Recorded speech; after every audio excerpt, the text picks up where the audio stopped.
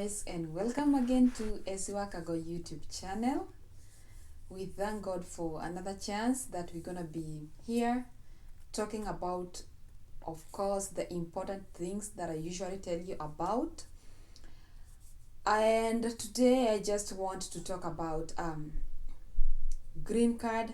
And after you win green card and you relocate to America, do you necessarily have to wait for the green card ID that takes more than 40 days to be mailed to you? This is the thing. Let me say, break it down.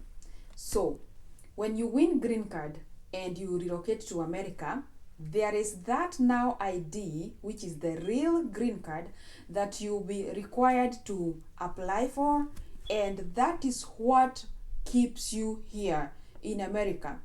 So, as long as you have that one, then you are an American resident, and that card gives you the difference between any other visitor and now a green card holder.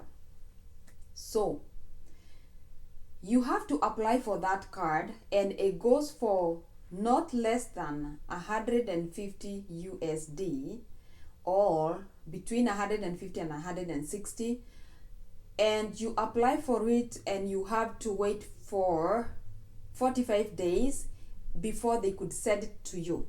So here is the thing. When you are waiting for the card, can you be able to work anywhere? Or do you necessarily need the card for you to start working? When we came here, that is back in 2014, nobody knew that you can be able to work without that resident card. Because the reason as to why they ask you for the resident card is to see you are indeed allowed to work. You have a work permit. You're not just a visitor.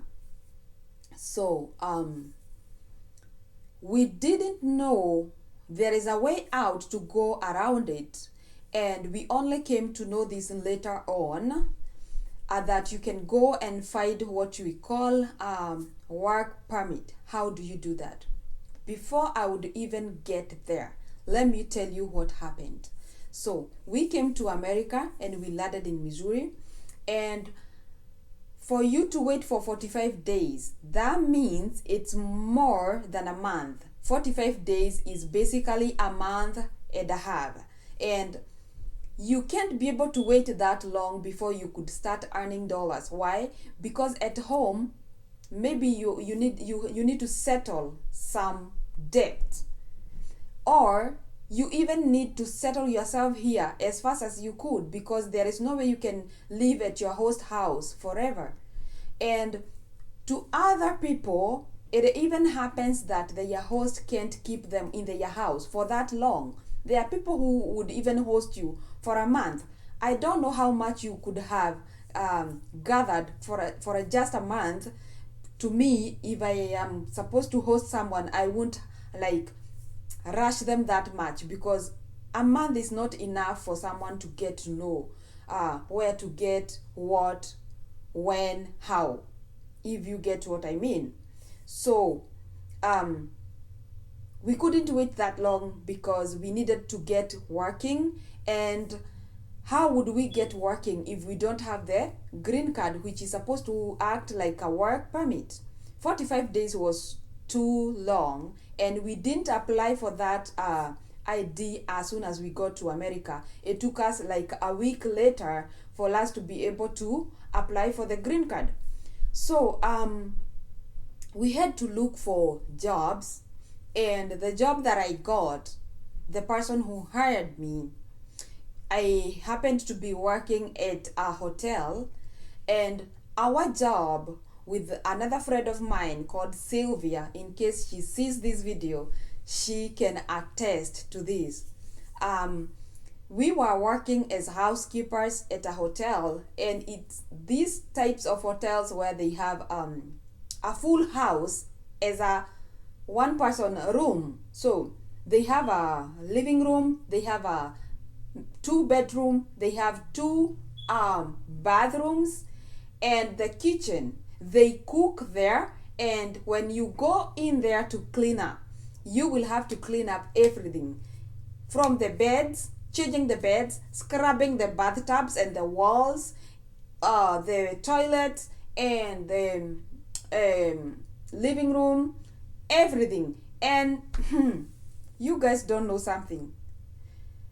I only got to know that it is okay to get into a house with muddy shoes. I mean mud, M-U-D, muddy shoes in a excuse me, into a house that has carpet. So it was a hard work. And another thing that will suck when you are doing housekeeping work, it is the hair. White people's hair, it breaks easily, with what I learned. So when they wash their hair, because they wash their hair regularly, it is not like us who can stay without washing your hair like a whole week. They wash their hair regularly, so it breaks a lot, and it gonna be all over the tub, and the tub is white as snow. So that is not the state you're gonna find it when you are getting in there, but they expect you to clean it and make it as white as snow. So we go to these rooms and knock, knock, knock. If they are in there, if they want you to get in at that moment, they will let you in. If they don't want you in at that time, they will let you know. Sometimes they will even leave a sticker on the door saying do not disturb, DND. So that was the best sticker you could come across. The notification on the door, oh my God, I was praying before I start working to get as many of those as possible, because that means I'm not gonna clean that room. And remember, it is not just a room, it is like a whole house.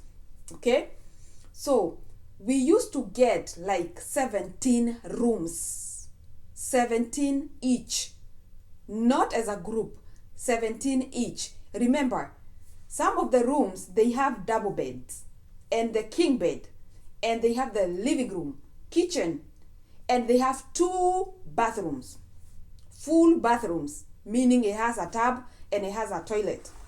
So this is the kind of job we used to do with my friend Sylvia. This is the first work we did in America, and this job we didn't used to get good pay because they could understand we didn't have the permit to work.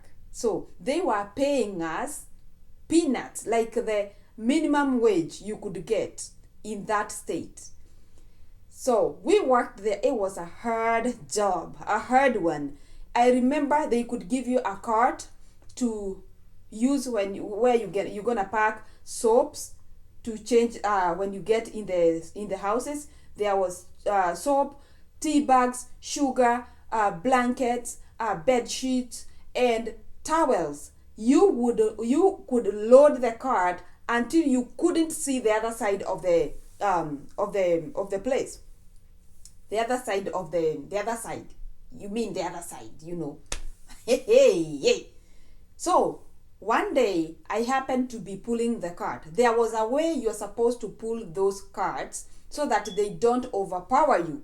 So if you pull them and mistakenly pull them the wrong way, they gonna pull you instead, and you will roll with them. So one day I was pulling the heavy cart. They were super heavy. I was pulling the cart and I made a mistake, and the next minute what I saw was me running, and the cart was running together with me. And when I saw it gonna hit me, if it hit you, you die, because it's a very heavy cart. So I just moved by the side, and the cart came running past me. Jesus. And there was this other lady that we came around same time. Sylvia, after some time she dropped the work, and now another lady joined me. She's Carol. And we used now to work, and that day she saw what happened to me. She couldn't help laughing. It is a death sentence. It was supposed to be, it was a life and death matter, but it was also funny because you see, I have just come from the village. I have never seen such a thing, and now you are telling me to pull it in a certain way, and if I make a mistake, it's gonna drive me instead of me driving it. So that was the case. So I left it, and then it came passing so fast as a lightning. And then the next thing I saw, it went and made an accident. It just did an accident, and it just rolled over. So picking it up was an issue. I had to be helped by some guys, and God bless them. So I was talking about the work we could do in that house. The minute you get in, you need to change all the towels. You need to scrub the bathtubs as white as snow. And you needed also to vacuum the house, to check the couches and make sure they are clean. And some of the couches, they also act as bed. So you are supposed to come and put them in order, make them, change the sheet on the bed. I mean, they call them linen. The sheet on the couch, and make sure everything is in order. Oh my God. As soon as you finish the whole house, your every bone was cracking. You know, your every bone, every joint of yours, it would tell you how hard that was. And this is the type of work we used to do. And I remember the person who used to give us a ride, he could find us outside waiting for him when we finish. Because when you are new, people gives you rides because you don't know how to drive and you don't even own a car. So you just have to have friends who will come to pick you up. And in the state that I landed, the state I used to live in, Missouri, they don't charge you. They are just good people. They don't charge you to come for you. So the person who would come to pick us up, he would always find us without no shoes. We couldn't wear shoes no more because our toes were hurting really bad. Why? Because the work was hard.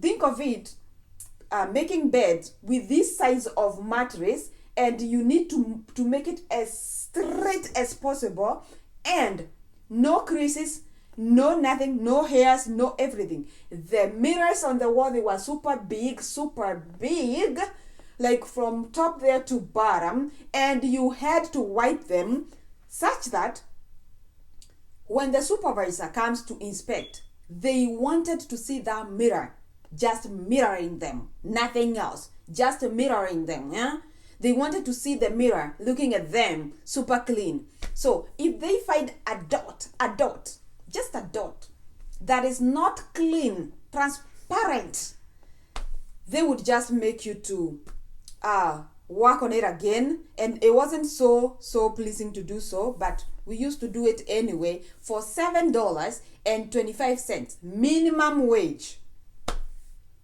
Thank God it's the same minimum wage that I used to buy my first car. It was a van.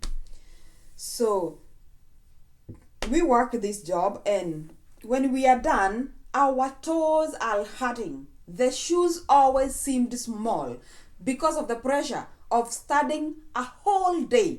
I remember telling Carol one day, you know what? Do you know I can just lock this door and make one bed and just sleep, cover myself and forget about everything? The way you could get tired, it was beyond imagination, that I couldn't even believe this is what America has to offer. Little did I know, if I had a work permit, I could work any job. The point of this whole story was to let you see how you could miss an opportunity, how you could find yourself in a hard condition simply because you didn't have information that is needed. So let me go back to the situation we used to find ourselves after working.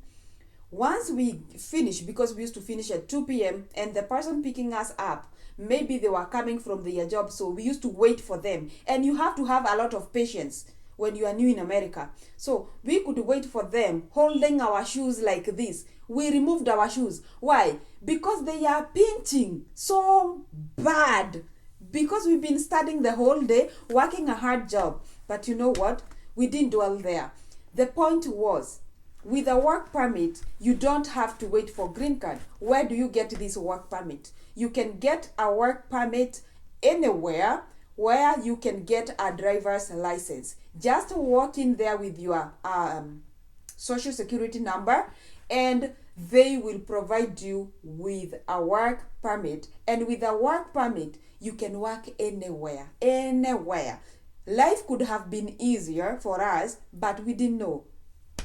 That's why I am here today to shed this light to someone who could land into someone's house who doesn't have the right information. So you can get a work permit as long as you have a social security number. They can look you up and they will know you are here with a green card, and they will provide you with a work permit, and you will be able to work anywhere as long as you qualify for the job, and you won't have to work for minimum wage simply because people know you don't have the right documents. Okay, so we suffered so that you will come here and find things smooth. You see, the freedom fighters, they fought so that we can enjoy the freedom. So see me as a freedom fighter for you. Because now you will never suffer again in America because you do not have the right information that you need. So this is the end of this video, and please keep on subscribing. Share this video with everybody that you know they tried to apply for green card, so that when they come here they won't have to suffer, because the freedom fighter Esiwakago did it for them so that they can come here and enjoy the freedom. Bye bye for now, and please don't forget to keep on keeping on as always. And if you have a story that you would want to share with us, please feel free to contact me at esiwakago@gmail.com, and we can air your story here on my YouTube channel. For what? To inspire, to encourage, and to inform someone, just like I did. All right? Okay, bye bye for now. God bless you.